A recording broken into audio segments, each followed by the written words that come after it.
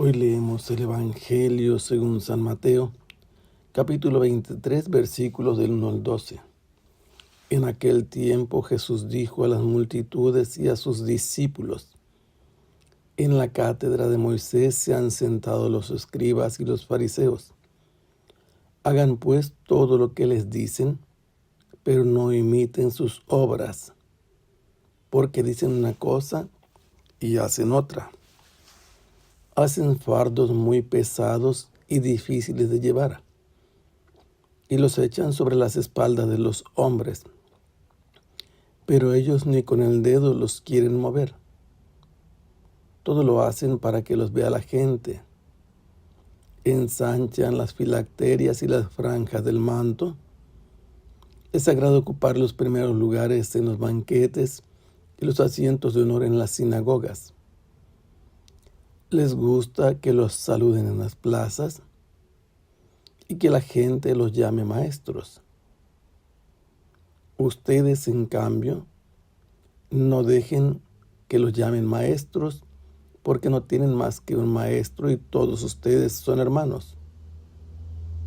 A ningún hombre sobre la tierra llamen Padre, porque el Padre de ustedes es solo el Padre Celestial. No se dejen llamar guías, porque el guía de ustedes es solamente Cristo. Que el mayor de entre ustedes sea su servidor, porque el que se enaltece será humillado, y el que se humilla será enaltecido. Estamos leyendo uno de los últimos episodios de la vida de Jesús en la ciudad de Jerusalén, a donde había entrado cabalgando sobre un asno como un rey que retorna victorioso de la guerra, cabalgando pacífico. Y hemos visto que se presentaron los sumos sacerdotes con los ancianos a preguntarle sobre su autoridad.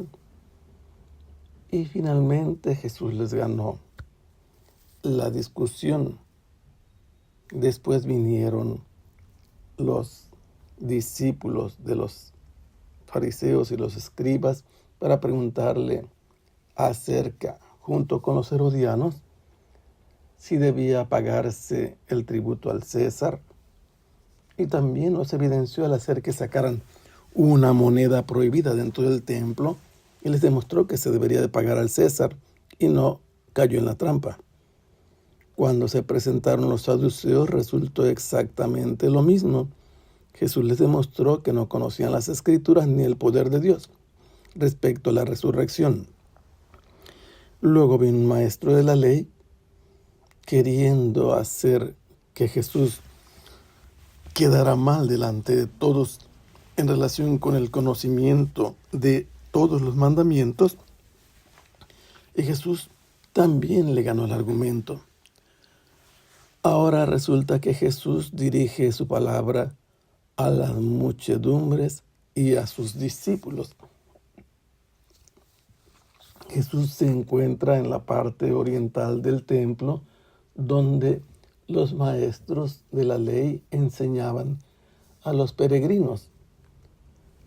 Y ahora les dice a todos y también a sus discípulos, lo que significa que continúa actuando como maestro, una experiencia que todos tienen. En la cátedra de Moisés se han sentado los escribas y los fariseos.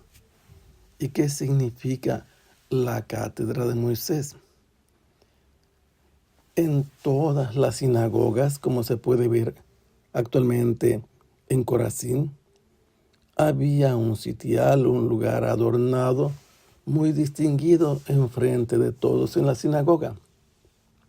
Era la sede principal y de honor que usaba el representante que presidía a la comunidad. En ese asiento solo se sentaban quienes tenían el título oficial de rabino. En segundo lugar, significaba que tenían autoridad para sentarse en el lugar de Moisés, enseñando conforme a la ley y la voluntad de Dios que estaba contenida en los mandatos. La cátedra de Moisés era ocupar el lugar de Moisés para enseñar la voluntad de Dios. Los fariseos y los escribas pretendían que ellos habían recibido la tradición oral de parte de Moisés y la habían mantenido entre ellos, pero eso no se puede demostrar. Jesús les hace saber esto o se lo recuerda para que pongan atención a lo que Él va a decirles. Los escribas y los fariseos hablan entonces con autoridad. Y Él dice con un imperativo a los discípulos y a las multitudes que hagan lo que ellos les dicen. La enseñanza que les transmiten en lugar y en nombre de Moisés, pero que no deben imitar sus obras porque ellos no son coherentes con lo que enseñan. Dicen una enseñanza, pero practican en la vida otra conducta que no corresponde a lo que ellos dicen. Les hacen fardos muy pesados, cargas que echan sobre la espalda de los hombres, pero la palabra corresponde a que ellos atan, encadenan cargas u obligaciones que pesan mucho sobre las espaldas de los hombres. Esto equivale algo a lo que Jesús le dice a Pedro: te daré las llaves del reino de los cielos, lo que ates o desates corresponde a las cosas obligatorias o no obligatorias que se deben cumplir. Esto lo declaran los escribas y los fariseos, todo aquello que debe cumplirse, pero ellos encuentran siempre la manera de escabullirse. Y por eso Jesús dice: ustedes no hagan como ellos, cumplan lo que ellos dicen, porque ellos ni siquiera con la punta del dedo quieren mover lo que han declarado obligatorio. Y les dice que les gusta llamar la atención ensalchando las filacterias. Las filacterias son unos pequeños estuches donde están escritas algunas frases de la ley, del Éxodo y del Deuteronomio que recuerdan al único Dios. Las podemos ver cuando aparecen en el escenario rezando y en la cabeza se les ve algo negro. Traen unas cintas de piel que las atan desde el brazo izquierdo del corazón hasta la cabeza o la frente. Así ellos llaman la atención que si cumplen y tienen presente ante los ojos la ley de Dios.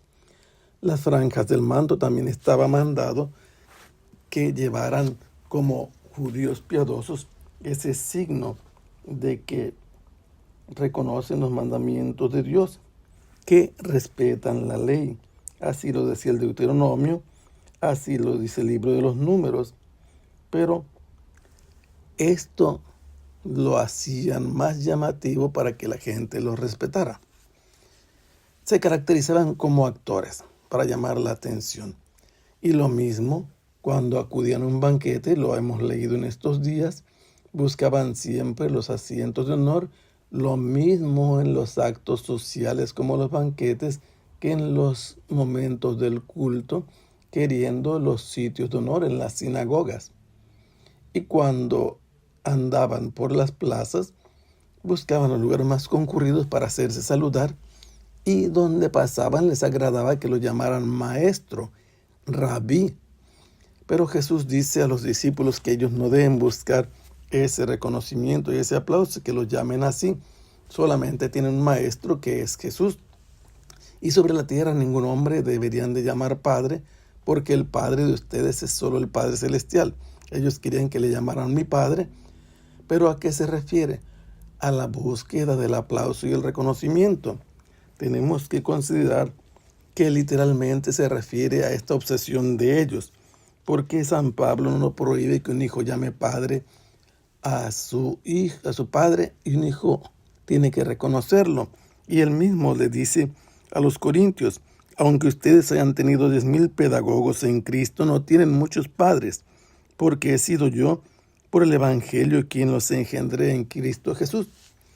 Pablo dice que él mismo debe ser llamado padre por ellos, Se trata no de la vanidad como buscan los fariseos, sino de ser humildes, que no busquen los títulos, porque quien quiere llamarse o hacerse llamar guía, no puede buscar el reconocimiento y el aplauso. El único guía que tienen los discípulos es Cristo, y lo que deben buscar no es que les sirvan, que les reconozcan y los aplaudan, porque todo el que se enaltece así será humillado, pero el que se humilla será enaltecido. Es el Señor que dará a cada quien su reconocimiento al final de los tiempos. Que el Señor los bendiga. Hasta pronto. Sea alabado el Santísimo Sacramento.